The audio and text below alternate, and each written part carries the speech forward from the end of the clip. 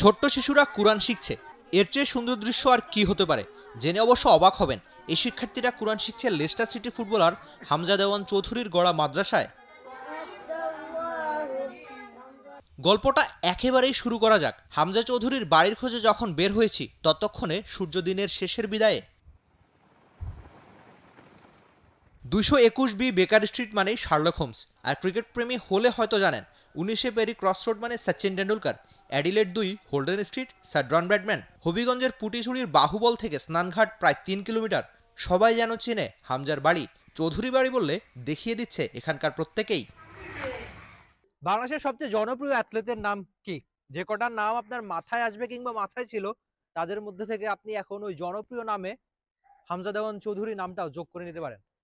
হামজার ছোটবেলা কিংবা হামজা যখন বাংলাদেশে আসে কোথায় থাকতো কিংবা তার বাড়ি কেমন, সেগুলোই আপনাদের একটু ঘুরে দেখানোর চেষ্টা করা যাক। সন্ধ্যার আলো আধারির মাঝেই হামজার বাড়িতে আসা। বাড়িটা এখন অনেকটা শুনশান, অবশ্য তেমন কেউ থাকেন না এই সময়টায়। তবে আমাদের উপস্থিতি পেয়ে আশেপাশের অনেকেই এলেন, জানিয়ে দিয়ে গেলেন হামজা বাংলাদেশে এলে কোথায় কি করেন আর কোথায় কাটে হামজার ফুটবলীয় বাংলাদেশ অবসর। তবে অবাক হলাম একেবারে শুরুর ওই গল্পটা জেনে। বাচ্চারা পড়ুক, তাদের একটু বিরক্ত না করি, আমরা বরঞ্চ একটা সাইডে আসি। ফুটবল মাঠে গল্পের কমতি নেই, তবে এটা একেবারে ফুটবলের বাইরের একটা গল্প। বাচ্চারা কি দারুণভাবে পড়ছে, সেটা একটা সুন্দর দৃশ্য তো বটেই।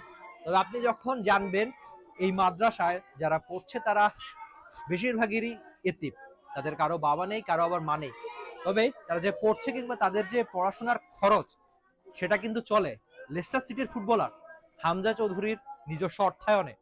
এসব দেখভালে ব্যস্ত রহিম চাচাই জানিয়ে দিয়ে গেলেন একেবারে সবটা। হামজা চৌধুরীর অবদানটা হলো মাদ্রাসা ওনার ছেলের নামে, ইসা হুসাইন চৌধুরী, আর মসজিদও ওনার টাকায় বা ওনার বাবার টাকায়। এরা তো একই ফ্যামিলি, এরা তো একই পরিবার, এরা এই একজন একজনের এই অনুসরণকরণের ভিতরেই চলছে আর কি। আশেপাশে খুঁজে পাওয়া গেল হামজা চৌধুরীর ফুফুকেও। হবিগঞ্জে থাকা হামজার নিকটাত্মীয় টি স্পোর্টসকে শুনিয়ে রেখেছেন এই হোল্ডিং মিডফিল্ডারের শৈশবের অনেক গল্প। ফুফু, আপনি কি জানেন মানে বাংলাদেশের হয়ে যারা খেলে তারা সবাই সবার আত্মীয় হয়ে যায়, যে হামজা এখন অনেকের ভাই আর আপনি অনেকের ফুফু। তো এই ব্যাপারটা কেমন লাগে? আপনি সবার ফুফু হয়ে গেছেন। হ্যাঁ, আমার খুব ভালো লাগতেছে যে আপনারা আমাকে ফুফু ডাকতেছেন। মনে হচ্ছে যে হামজার মতোই আপনারা। কানামাছি খেলতে চাইতো, ওই যে চোখ বান্ধা কানামাছি খেলতে চাইতো, আমার বাচ্চাদের সাথে খেলতো, খেলা করতো। ওই যে আমাদের বাড়িতে অনেক, বললাম না, ও আসলেই তো আমরা সবাই একসাথে জড়ো হইতাম।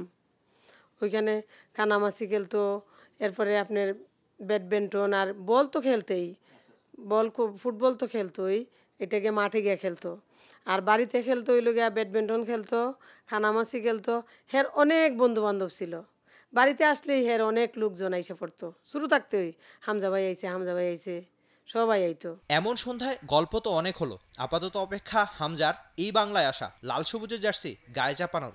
আগে পরে অনেক অ্যাথলেটদের জন্য তাদের জন্মস্থান বিখ্যাত হয়ে গেছে। লিওনেল মেসির জন্য রোজারিও, ক্রিস্টিয়ানো রোনালদোর জন্য মাদেইরা, সচিনের জন্য মুম্বাই, আর দিল্লিতে বিরাট কোহলি। বাংলাদেশের কথাই ধরুন না, সাকিব আল হাসান মানেই তো মাগুরা। তবে আপনি থামুন, এখন থেকে স্নানঘাট, বাহুবল, হবিগঞ্জ হয়ে যেতে পারে হামজা চৌধুরীর জন্য। Rifat Emil, T Sports, Habiganj. For more updates, subscribe to our YouTube channel and click on the bell icon. Follow us on Facebook and Instagram. Download T-Sports app to enjoy exciting games and highlights. Visit tsports.com.